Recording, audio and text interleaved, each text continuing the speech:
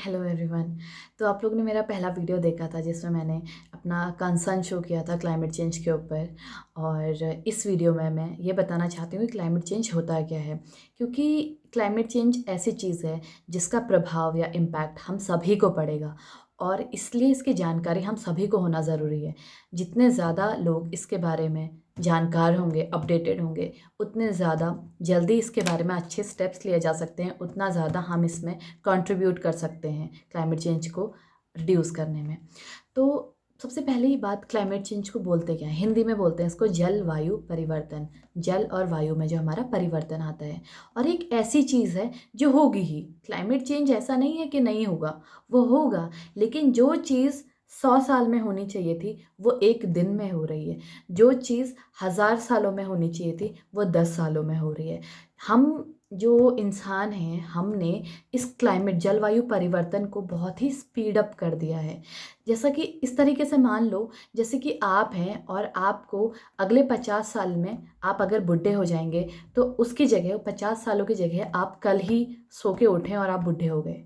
इस तरीके से आप इसको समझ सकते हैं। तो ये इतना स्पीड अप हो गया है, इतना स्पीड अप हो गया है। इसका जो कारण है वो है आदमी। क्लाइमेट चेंज पहले भी होता था और हमेशा आगे भी होगा, लेकिन हमारी जो एक्टिविटीज़ हैं इसने इसको बहुत ज़्यादा स्पीड दे दी है। स्पीड देने की वजह से कोई भी चीज़ जो कि आराम से होनी चाहिए थी वो बहुत जल्दी हो रही है। इससे उसके इम्पैक्ट, उसके जो हानिकारक प्रभाव हैं वो भी उतने ही जल्दी हमारे साथ होंगे, और ये बिल्कुल भी हमारे लिए अच्छा नहीं है। तो क्या होता है ये, इसमें क्या होता है क्लाइमेट चेंज में? जो भी आपके आसपास का टेम्परेचर है, या फिर जिसको हम हिंदी में बोलते हैं तापमान, या हमारा जो मौसम है वेदर, इसमें जो परिवर्तन आ रहा है ना बहुत ही स्पीड में, इसको हम बोलते हैं क्लाइमेट चेंज।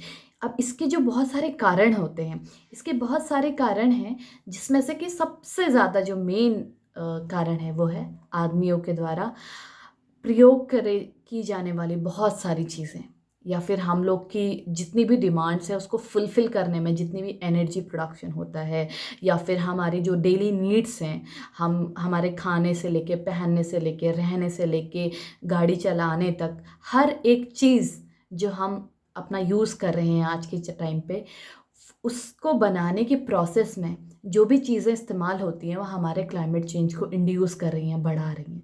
तो इसमें सबसे पहले अगर मैं बात करूं हमारे गैसेस की, हार्मफुल गैसेस और ग्रीन हाउस गैसेस।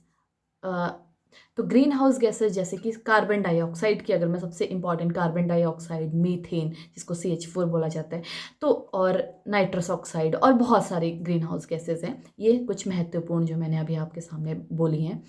तो कार्बन डाइऑक्साइड की अगर मैं बात करूं, प्री इंडस्ट्रियल टाइम जो कि 1750 से 1850 का टाइम था, उस टाइम से और आज के टाइम में अगर मैं 2000 की बात करूं, तो जो हमारे कार्बन डाइऑक्साइड की जो अमाउंट है उस टाइम पे 278 ppm था, पार्ट्स पर मिलियन।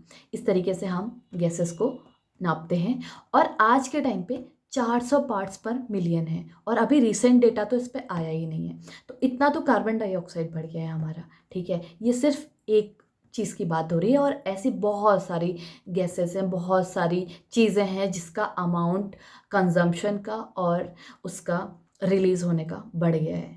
तो इस डेटा के बारे में मैं आपको अगली वीडियोस में बताऊंगी कि क्या क्या ये डेटा है। इस पर मैं भी बहुत ज़्यादा डिटेल में नहीं जाना चाहती। मैं इसके इम्पैक्ट बताना चाहती हूँ कि इम्पैक्ट हम लोग जो देखते हैं, हम लोग को क्यों वरिड है। तो यार, आप लोगों ने देखा होगा, आप सभी इंडिया के अलग अलग रीजन से आते हैं, जहाँ पे ज्योग्राफिकल कंडीशन अलग अलग है, क्षेत्र अलग अलग है। जैसे मैं हिमालयाज से आती हूँ, तो यहाँ पे क्लाइमेट चेंज का क्या इम्पैक्ट है, मैं इस पे मेजरली बात करती हूँ, जो हम आम लोग हम भी देख सकते हैं। सबसे पहले जो हायर हिमालयाज में रहते हैं ना, तो वो लोग तो सबसे पहले ये देख रहे होंगे कि यार जैसे अगर जो लद्दाख और हिमाचल के एकदम हाई एल्टीट्यूड वाले इलाकों में रहते हैं, ग्लेशियर मेल्ट, बर्फ़ जो है वो पिघल रही है, जिसकी वजह से ग्लेशियर लेक फॉर्म हो रही है। मतलब पानी जो है, जो तालाब बनते थे वो अभी बहुत ज़्यादा फ्रिक्वेंटली बढ़ रहे हैं। एवलांच बहुत ज़्यादा, अभी फ्रिक्वेंटली हम एवलांच देख सकते हैं। आइस बर्स्ट दे सकते हैं, स्लाइड होते हैं बहुत सारे, ठीक है। उसके अलावा अगर हम मिड एल्टीट्यूड में आ जाएँ तो वहाँ पे हमारा flash floods, flood, cloud burst, ये तो उत्तराखंड, हिमाचल इतना ज़्यादा दिख रहा है कि आप देखो हर साल बहुत ज़्यादा बाढ़ आ रही है। पहले से अगर कंपेयर करो तो हर कोई भी मौसम हो बाढ़ आ जाती है, ठीक है। उसके अलावा लैंडस्लाइड, लैंडस्लाइड इतना ज़्यादा फ्रीक्वेंट हो गया है बारिश की वजह से। टेम्परेचर चेंज, टेम्परेचर शिफ्ट, जैसे अब इस साल ही देख लो, जो ठंडी हम दिसंबर में महसूस करना चाहते थे वो हम जनवरी में महसूस कर रहे हैं, वो हम फरवरी में महसूस कर रहे हैं। जो बारिश हमारी जून जुलाई में आनी चाहिए थी वो सितंबर अगस्त और अक्टूबर तक भी शिफ्ट हो रही है। और जो गर्मियाँ हमारी अभी आनी चाहिए थी अप्रैल मई के टाइम पे, वो भी शिफ्ट हो गया है। तो हम अपना क्लाइमेट और ये वेदर पैटर्न में शिफ्ट देख सकते हैं, जिसकी वजह से हमारी फसलों को बहुत नुकसान होगा। जो हमारी फसलें हैं सीज़नल, अलग अलग सीजन में जो हम फूड प्रोड्यूस करते हैं, तो उस पे कितना ज़्यादा क्लाइमेट चेंज का इम्पैक्ट पड़ेगा। उसके अलावा आप समर में देखो, अगर हिमालयाज़ की बात करो तो ये वाइल्ड फायर कितना फ्रिक्वेंट हो गया है। ये टेम्परेचर के बढ़ने की वजह से ही तो हुआ है। टेम्परेचर की अगर मैं बात करूँ तो आज प्री इंडस्ट्रियल से आज के टाइम पे 1 डिग्री सेल्सियस टेम्परेचर बढ़ चुका है। जो ये टेम्परेचर है, जो कि एक बहुत लंबे टाइम पीरियड में बढ़ना चाहिए था, एक बहुत ही शॉर्ट टाइम पीरियड में बढ़ गया है।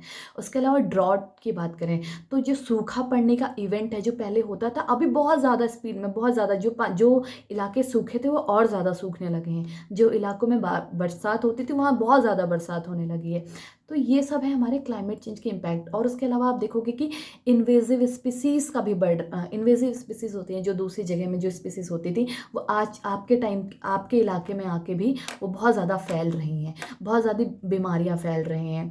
उसके अलावा जो मच्छर थे, आप हम पहाड़ के लोगों ने मच्छर नहीं देखे थे, लेकिन आज के टाइम पे मच्छर बहुत कॉमन हो गए।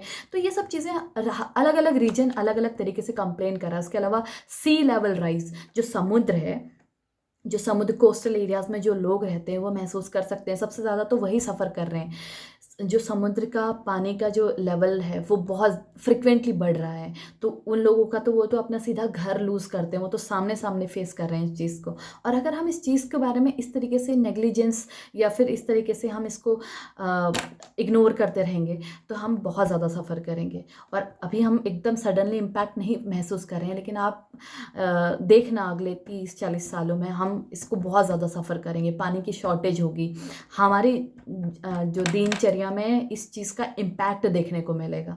तो मैं इसीलिए आप सब लोगों के सामने ये बात लाई हूँ, और हो सकता है कि यहाँ पे मैंने बहुत ही एक सरल और सिंपल भाषा में आप लोग को समझाने की कोशिश की है, लेकिन मैं धीरे धीरे और वीडियोस लेके आऊँगी आपके सामने, और ज़्यादा फैक्ट्स लेके आऊँगी, और ज़्यादा डिटेल में इस चीज़ को समझाऊँगी। और मैं आप लोग से भी ये चीज़ एक्सपेक्ट करती हूँ कि आप लोग भी इस चीज़ के बारे में जानने की कोशिश करें, और कैसे इस चीज़ को, इसमें हम कैसे अपना कंट्रीब्यूशन दे सकते हैं उसके बारे में भी हम लोग सीधा धीरे धीरे बातें करेंगे।